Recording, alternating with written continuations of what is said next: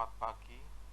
Kita sekarang coba ke pokok bahasan selanjutnya, yaitu membicarakan tentang fondasi dangkal bentuk match ya. Jadi match ini adalah bentuk fondasi ya, salah satu jenis fondasi di mana dia mendukung beberapa kolom dalam dua arah ya, arah sumbu X dan arah sumbu Y.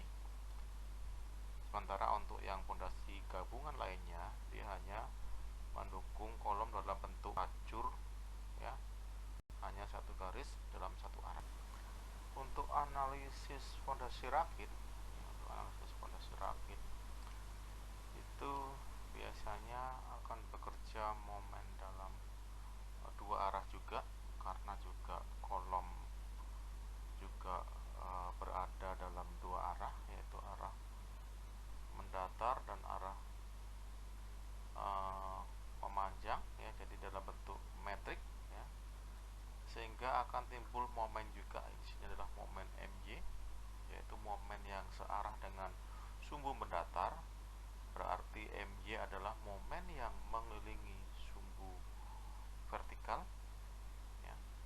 Sementara MX adalah momen yang bekerja pada arah sumbu vertikal, jadi artinya dia bekerja mengelilingi ya, dia akan bekerja mengelilingi sumbu X di sini. Dia akan bekerja mengelilingi sumbu X ya.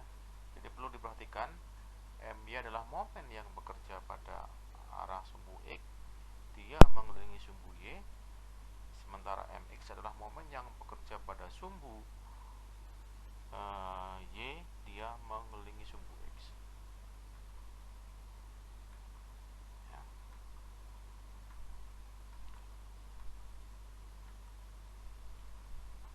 Kemudian selanjutnya ya, di sini untuk menghitung tegangan yang terjadi persis di bawah telapak pondasi ya, persis di bawah telapak pondasi, entah di bagian mana ya, di area bawah telapak pondasi sini, itu bisa dihitung menggunakan rumus QI. Jadi I adalah koordinat dalam X dan Y, di mana pusatnya adalah berawal dari pusat luasan pondasi di CG, Center of Gravity ya.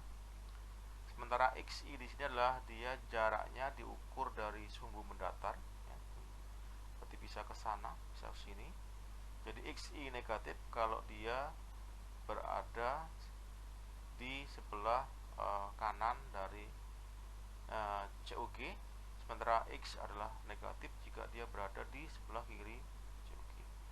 Demikian juga dengan YI adalah jarak dari titik yang akan kita tinjau besarnya tegangan diukur dari COG. Kalau dia ke atas berarti positif, dia ke bawah adalah negatif. Sementara I di sini adalah merupakan momen inersia yang bekerja pada pusat luasan. Dia bisa melawan momen yang bekerja pada arah sumbu X, berarti ke sana ya. Dia juga bisa melawan momen yang bekerja pada sumbu Y, berarti ke sana. Oke. Nah, kemudian di sini IX0 ya, IX0 adalah momen yang momen inersia yang melawan momen yang bekerja arah sumbu X ya. Kemudian I0 adalah momen inersia yang bekerja melawan momen yang bekerja dalam arah sumbu Y. Kemudian di sini R adalah merupakan jumlah beban ya, jadi merupakan penjumlahan dari beban yang bekerja pada kolom A tambah dengan beban yang bekerja pada kolom B tambah dengan beban yang bekerja pada kolom C dan ditambah dengan beban yang bekerja pada kolom D. Kemudian A di sini adalah merupakan luasan dari rakit, yaitu B dikalikan dengan D. Oke. Kemudian sigma momen arah Y, sigma momen yang mengelilingi sumbu Y dia bekerja pada sumbu X adalah merupakan momen, ya, penjumlahan momen, ya, karena jarak pusat kolom terhadap pusat luasan pondasi pada arah sumbu X, ya, seperti sana, ditambah dengan momen bawaan, yaitu momen yang dibawa oleh kolom A, kolom B, kolom C, dan kolom D, yang momennya bekerja juga pada arah sumbu X. Nah, sini. Sementara momen inersia yang nantinya akan melawan adalah momen inersia yang melawan dari melenturnya dimensi pada arah sumbu X, berarti adalah pada arah B, sehingga B-nya yang merupakan pangkat terbesar. Ini adalah 1/12B pangkat 3D karena dia melawan lenturan pada arah sumbu X. Kemudian sigma momen yang bekerja pada sumbu Y atau momen yang mengelilingi sumbu Y itu adalah sama momen bawaan dari masing-masing kolom A, B, C, D yang dia bekerja pada arah sumbu Y ditambah dengan momen karena letak dari pusat masing-masing kolom terhadap luasan pondasi pada arah sumbu Y. Jadi C dan D adalah ke sini, A dan B adalah arahnya ke sini, jaraknya, ya. Kemudian sama di sini, IY0 adalah momen inersia yang melawan momen yang bekerja pada arah sumbu Y. Berarti sumbu Y di sini adalah yang akan melentur adalah yang D, berarti yang D yang pangkat 3. Selanjutnya ini adalah salah satu contoh, ya, analisis, ya. Salah satu contoh analisis suatu pondasi rakit. Ya, di sini A, B, C, D adalah beban-beban yang beban-beban terpusat yang didukung, yang atau yang dibawa oleh kolom-kolom A, B, C, D. Sementara masing-masing kolom membawa momen yang arahnya ke sumbu X, ya, arahnya ke sumbu mendatar sebesar masing-masing 30, 30, 20, 20, sementara momen yang bekerja pada arah sumbu Y atau MX adalah 0, ya. Kemudian jarak-jaraknya adalah di sini panjang rakitnya adalah 5, kemudian lebarnya adalah 4,5. Ya, 5 dan 4,5. Kemudian di sini untuk menghitung jarak-jarak, antara pusat-pusat kolom dengan pusat pondasi, ya, berarti pusat pondasi pasti adalah berada di tengah-tengah luasan, ya, karena di sini kebetulan pondasi rakitnya bentuknya sederhana, ya, dan simetri. Di sini nampak bahwa koordinat diukur dari titik acuan di pojok kiri bawah. Jadi ini adalah pusat acuan untuk menghitung jarak-jarak antara masing-masing kolom dengan pusat luasan pondasi. Jadi ke pusat kolom A berarti adalah 0,5 meter di sebelah kanan dari acuan. Y adalah 4 meter di sebelah atas acuan, ya. Sementara pusat dari pondasi, ya, dalam arah X adalah 2,5 meter, ya, 2,5 meter di sebelah kanan acuan dan 2,25 di sebelah atas acuan, ya. Dengan cara yang sama di sini sudah ditentukan di mana koordinat dari pusat kolom dan eksentrisitasnya, ya. Jadi eksentrisitas adalah jarak antara pusat masing-masing kolom terhadap titik pusat pondasi. Di sini nilai negatif artinya pusat kolomnya terletak di sebelah kiri, ya, titik 0,0, ya. Kemudian yang positif adalah di sebelah kanan untuk yang diukur pada arah sumbu X atau sumbu datar.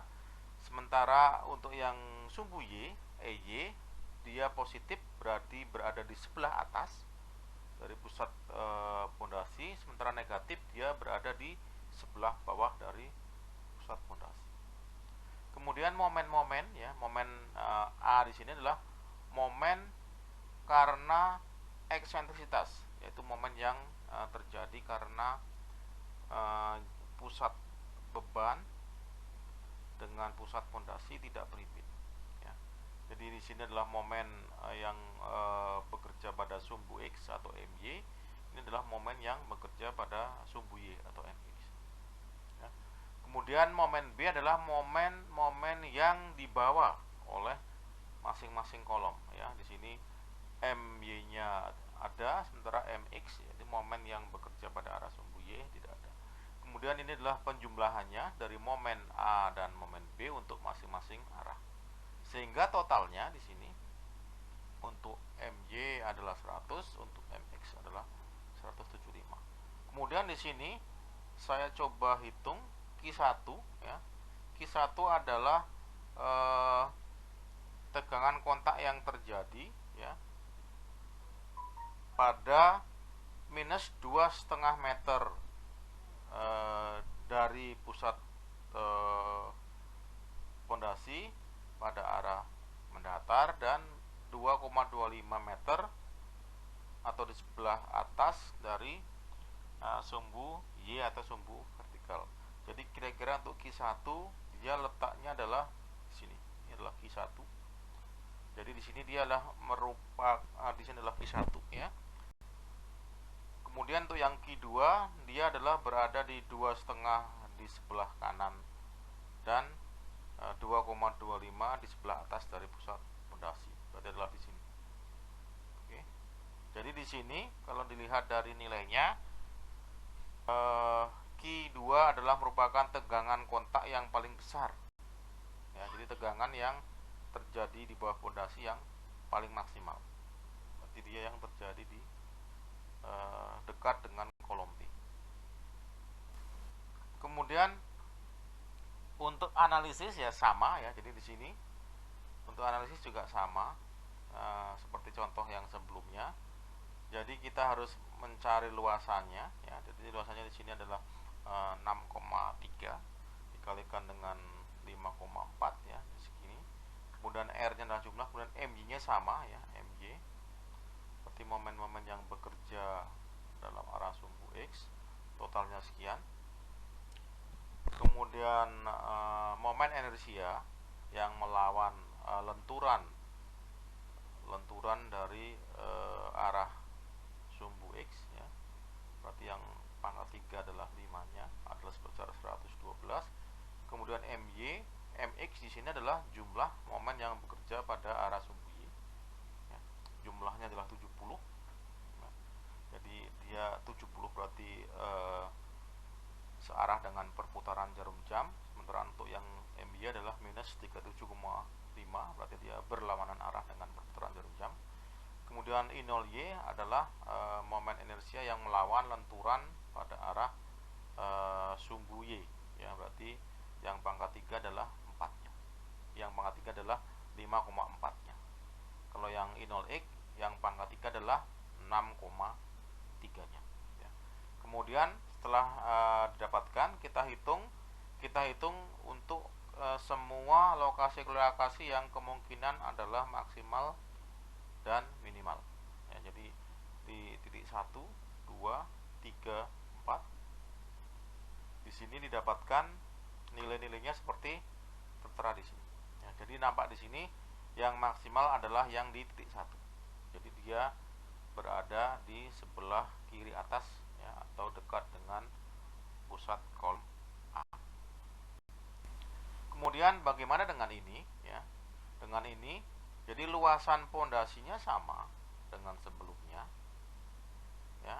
Titik pusatnya juga pasti letaknya sama, ya.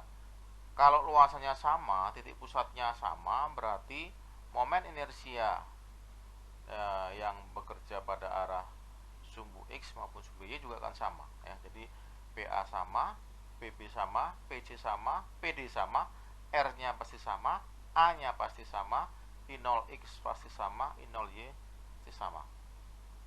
Yang berubah apanya? Yang berubah adalah jumlah momennya. Kenapa? Karena masing-masing kolom jaraknya sudah berubah terhadap pusat luasan pondasi, walaupun kolom tersebut masih terletak di atas tapak pondasi, ya. Jadi yang akan berubah adalah momen, ya, momen-momen yang bekerja pada sumbu X atau MY, dan momen-momen yang bekerja pada arah sumbu Y atau MX. Karena momen-momennya berubah, sehingga nilai QI-nya juga akan berubah, karena di sini ada nilai momen yang berubah, ya, menjadi 17,25 dan minus 3, ya. Jadi akan berubah, ya. Jadi di sini kesimpulannya adalah luasan pondasi yang sama, ya, luasan pondasi yang sama bisa menghasilkan tegangan kontak yang berbeda walaupun beban-beban yang bekerja adalah sama, bergantung dari penempatan atau letak beban-beban tersebut atau kombinasi beban-beban tersebut di atas tapak pondasi. Ya, ini terbukti karena di sini sudah jelas sama-sama 365, tapi momen yang bekerja pada arah sumbu X menjadi 17,25, relatif kecil. Kemudian momen yang bekerja pada arah sumbu Y atau MX minus 3 dibandingkan dengan letak yang ini, ya. Letak yang ini, momen yang bekerja pada arah sumbu X atau MY adalah minus 37, ya, jadi lebih besar, cuma arahnya berlawanan. Sementara momen yang bekerja pada arah sumbu Y atau MX adalah 70. Sementara di sini cuma minus 3. Jadi artinya dengan kita meletakkan kolom, ya, atau membuat susunan pondasi seperti ini terhadap kolomnya, kita akan mendapatkan nilai tegangan kontak yang lebih kecil. Jadi artinya sebetulnya ukuran denah pondasi bisa diperkecil, ya. Kemudian di sini bagaimana kita mendesain suatu atau merancang suatu pondasi rakit. Jadi sebetulnya dari pembicaraan di slide berikutnya, ya, jadi sebetulnya nampak sekali bahwasanya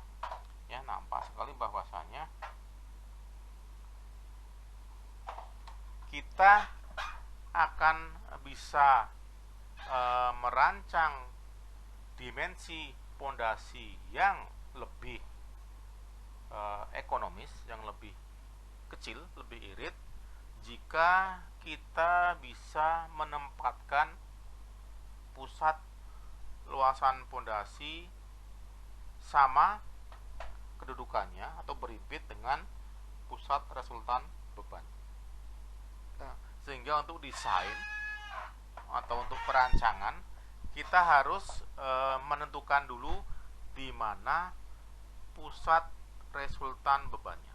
Jadi yang penentuan R kita sudah tahu. Jadi penentuan XR dan YR yaitu adalah pusat resultan beban dalam arah sumbu mendatar dan vertikal.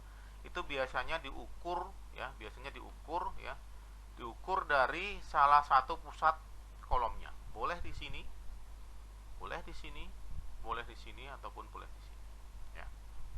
Oke, ya. Kemudian setelah itu kita bisa mendapatkan XR, YR atau pusat dari luasan atau pusat dari resultan beban. Ya, ini di sini ada 4, di sini 5 jaraknya. Kemudian didapatkan, ya,